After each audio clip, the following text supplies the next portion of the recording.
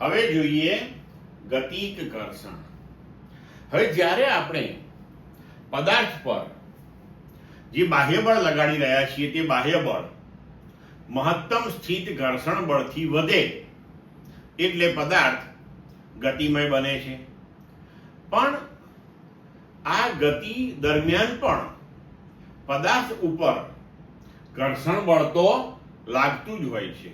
કારણ કે જો આપણે બાહ્ય બળ જે છે એ ઘટાડી દઈએ કે ન લગાડીએ તો પદાર્થ પાછો સ્થિર થઈ જાય છે. એનો મતલબ કે તેની ગતિને અવરોધતું બળ તો હાજર જ છે.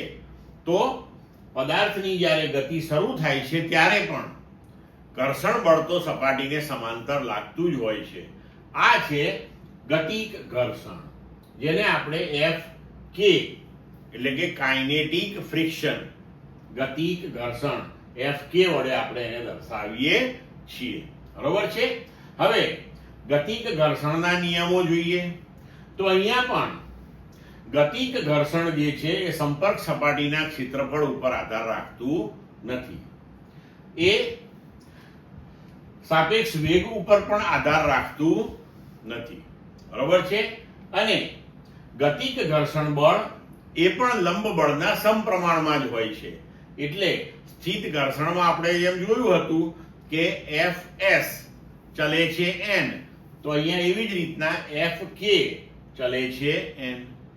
હવે અહીંયા આપણે સમપ્રમાણતાનો અચળાંક જે મૂકીશું એ μk લખીશું. તો Fk બરાબર μk ઇન્ટુ n, જ્યાં μk છે એ ગતિક ઘર્ષણાંક કહેવાય છે.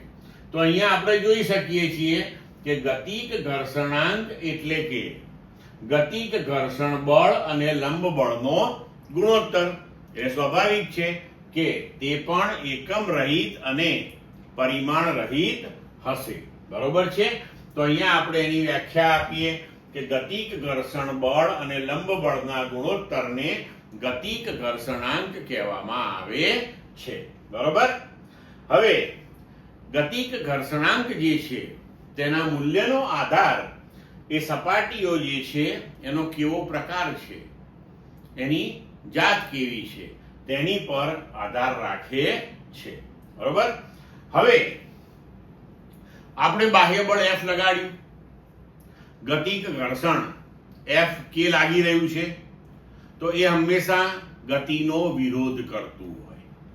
એટલે આપણે બાહ્ય બળ જે F લગાડ્યું છે એની વિરુદ્ધમાં એ બળ લાગતું હોય. તો જ્યારે પદાર્થ ગતિ કરતો હોય ત્યારે એની ઉપર કુલ બળ, પરિણામી બળ એ કેપિટલ F માઇનસ Fk આટલું લાગે. અને આ પરિણામી બળ જે છે એને ભાગ્યા તમે દળ કરો તો આપણને એ ગતિમય પદાર્થનો પ્રવેગ પ્રાપ્ત થાય છે. બરોબર. હવે આ ગતિક ઘર્ષણ જે છે હંમેશા સ્થિત ઘર્ષણ કરતા નાનું હોય.